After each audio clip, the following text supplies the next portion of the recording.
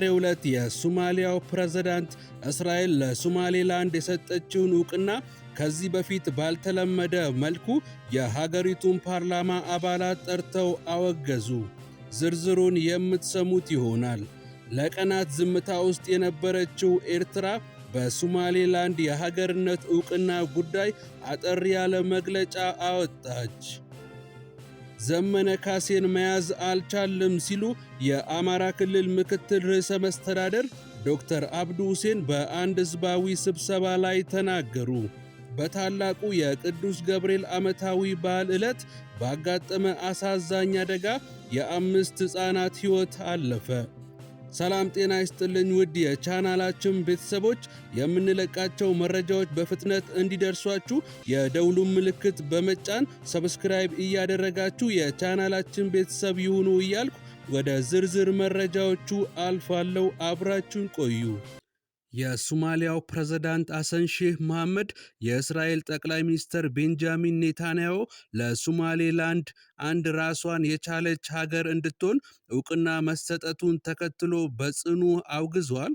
በዛሬው ዕለት ማለትም እሁድ ታኅሳስ 19 2018 ዓ.ም ከዚህ በፊት ባልተለመደ መልኩ እስራኤል ለሶማሌላንድ የሰጠችውን ዕውቅና ለማውገዝ በተጠራ ያልተለመደ የፓርላማ ስብሰባ ላይ የሶማሊያው ፕሬዝዳንት ሐሰን ሼህ መሐመድ ኔታንያሁ በታሪክ ውስጥ ትልቁን ስህተት ሰርተዋል፣ የሶማሊያ ሉዓላዊነት ላይ ትልቅ ጥሰት ፈጽመዋል ብሏል።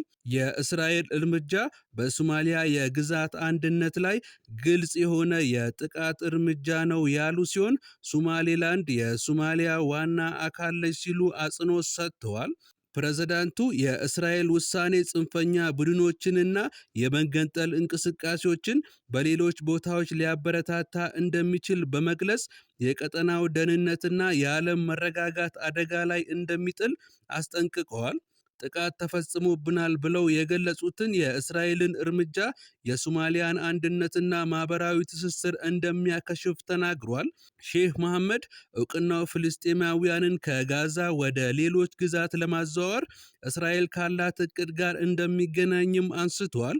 ሶማሊያ የፍልስጤማውያንን መፈናቀል በፍጹም እንደማትቀበል ገልጸው ሶማሊያ የግዛቷን አንድነትም ሆነ የውጭ ወታደራዊ ሰፈሮችን የመካከለኛው ምስራቅ ላይ ያሉ ግጭቶችን ወደ አፍሪካ ቀንድ ለማምጣት እየተደረጉ ያሉ ጥረቶችን እንደማትፈቅድም አሳስበዋል። ፕሬዝዳንቱ ሶማሊያውያን እንዲረጋጉና አንድነታቸውን እንዲያሳዩም አሳስበዋል። ፕሬዝዳንቱ ከሶማሌላንድ ጋር ውይይት እናደርጋለን ያሉ ሲሆን የሚደረገው ውይይትም ብሔራዊ አንድነትን ለማምጣት ወሳኝ መሆኑን አጽንኦት ሰጥቷል።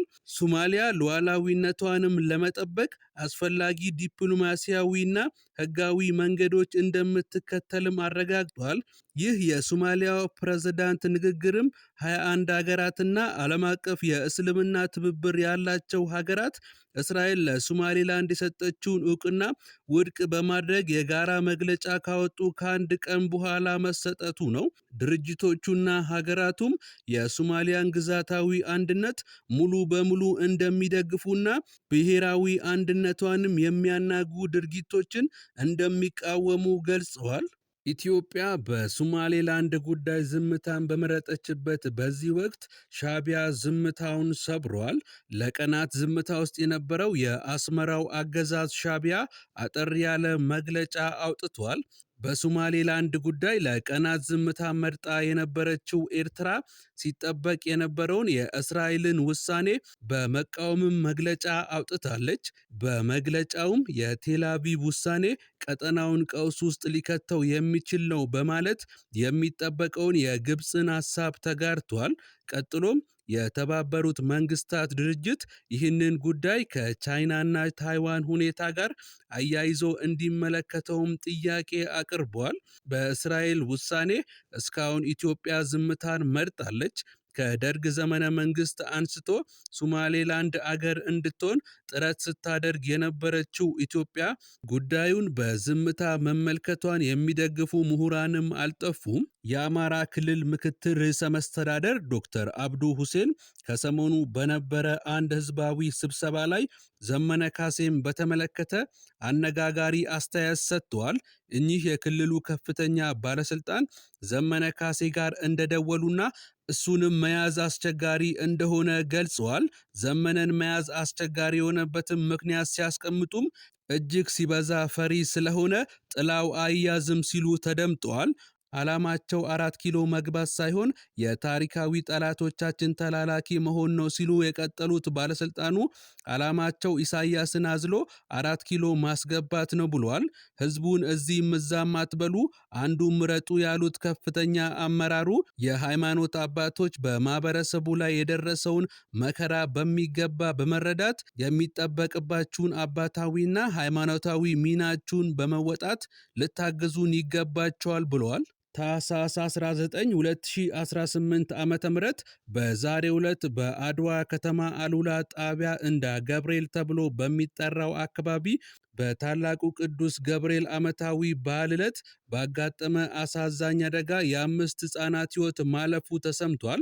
ሕፃናቱ በመኖሪያ ቤታቸው ውስጥ ተኝተው ሳለ በከሰል ጭስ ካርቦን ሞኖክሳይድ በመታፈን በድንገት ሕይወታቸው ሊያልፍ መቻሉን የአድዋ ከተማ አስተዳደር መረጃና ኮሚኒኬሽን ጽሕፈት ቤት ገልጿል። ከነዚህም መካከል 3ቱ የአንድ ቤት ልጆች ሲሆኑ 2ቱ ደግሞ የአባወራው እህት ልጆች ናቸው።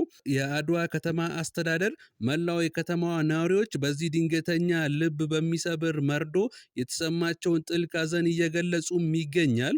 ለወላጅ ቤተሰቦች፣ ለወዳጅ ዘመዶች መጽናናትን ብርታትን እንመኛለን ሲል የከተማው ኮሚኒኬሽን ቢሮ የገለጸ ሲሆን በዚህ አስቸጋሪ ወቅት በስፍራው ተገኝተው አስፈላጊውን ድጋፍና ትብብር ላደረጉት የአድዋ ከተማ ፖሊስ አባላትና ለከተማ ወጣቶች ምስጋና አቅርቧል።